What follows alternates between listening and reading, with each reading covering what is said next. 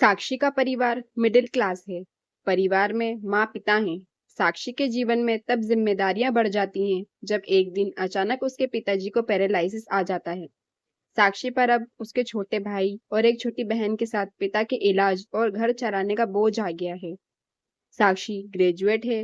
वो अब नौकरी करके सारे घर की जिम्मेदारी अच्छे से संभाल रही है। उसे अब अपनी फैमिली के अलावा कुछ नहीं दिखाई दे रहा है। पिता और माँ को साक्षी पर गर्व है। साक्षी ने इस दौरान कई अच्छे रिश्तों को मना कर दिया। इसमें से कुछ उनके रिश्तेदारों ने बताए थे। इसलिए रिश्तेदार अब साक्षी से थोड़ा जलने लगे। साक्षी को एक लड़का रचित कुछ दिनों से फॉलो कर रहा होता है। लड़के को साक्षी अवॉइड करती है, लेकिन उस लड़के का रिश्ता लेकर उसकी माँ उनके घर आ जाती है। वो लड़का अच्छे पैसे वाली फैमिली से था। साक्षी को अब अपने माँ और पिता का बहुत ज्यादा प्रेशर होता है। इस वजह से वो काफी मनाने के बाद मान जाती है, लेकिन वो एक शर्त रखती है कि वो अपने घर को संभालेगी और नौकरी नहीं छोड़ेगी। लड़की की माँ ये मान जाती है। शादी के लिए वो खुश है। शादी के पहले वो लड़के से मिलकर बात करना चाहती है, लेकिन लड़के की तरफ से कोई पहल नहीं होती है, तो वो भी कुछ नहीं करती। जल्दी में शादी करवा दी जाती है। रचित शादी के दिन ही कई दिनों बाद उसे दिखाई दिया है।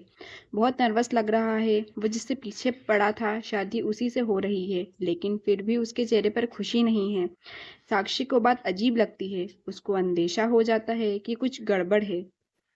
सुहागरात पर वो बैठी है और बाहर से कई मर्दों की आवाज आ रही है। तभी वो बैठी बैठी सोचती है कि वो उन्हें आवाज से कैसे पहचानेगी, क्योंकि अभी तक उसने उनकी आवाज सुनी नहीं है। और फिर रचित कमरे में आता है। चेहरे का रंग पूरा उड़ा हुआ रहता है।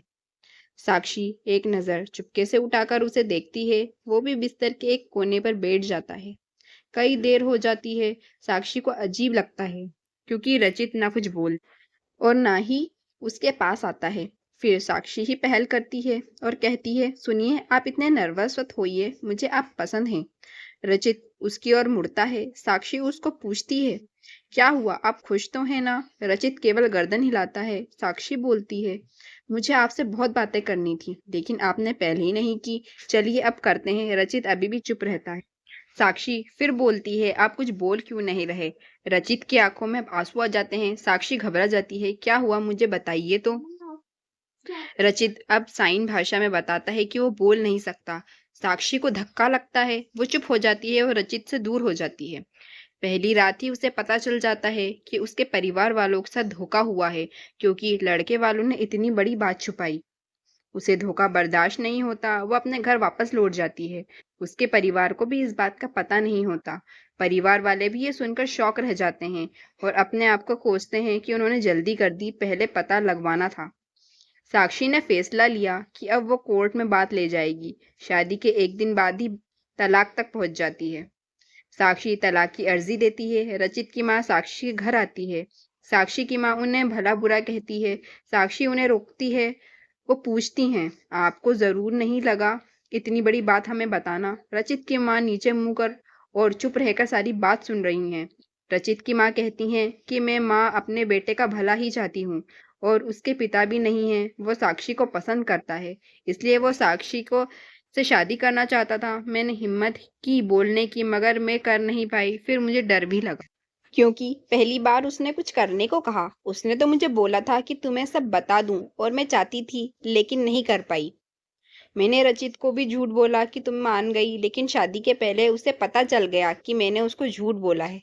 तब तक देर हो गई थी, इसलिए वो खुश नहीं था। साक्षी, शायद तुम मुझे समझ पाओ। साक्षी अभी भी गुस्से में है। वो बोलती है कि मुझे रचित ने ना बोलने से कोई प्रॉब्लम नहीं है। गुस्सा इस बात का है कि आपने धोखा दिया, झूठ बोला, और वो मुझे बर्दाश्त नहीं। तलाक की अर्जी के बाद रिश्तेदार तो साक्षी और उसके परिवार को इस हालत पर खुश हैं। वहीं तलाक में अभी कुछ महीने का समय है। साक्षी अब अपने घर पर पहले की जीवन शैली पर लौट आती है। वो जॉब पर जाती है और कुछ दिनों बाद फिर रचित उसे दिखाई देता है। दूर से ही बस अब वो साक्षी को देखता है। साक्षी के ऑफिस के बाहर वो लगातार आता है। 15 दिनों तक साक्षी उसे अवॉइड करती है। फिर एक दिन उसके पास जाकर बोलती है, अब ये सब करने से कुछ नहीं होगा, और मैं नहीं चाहती कि तुम मुझे नाटक करो, इसलिए यहाँ आना बंद कर दो, समझे? साक्षी की बातें वो सुन रहा है।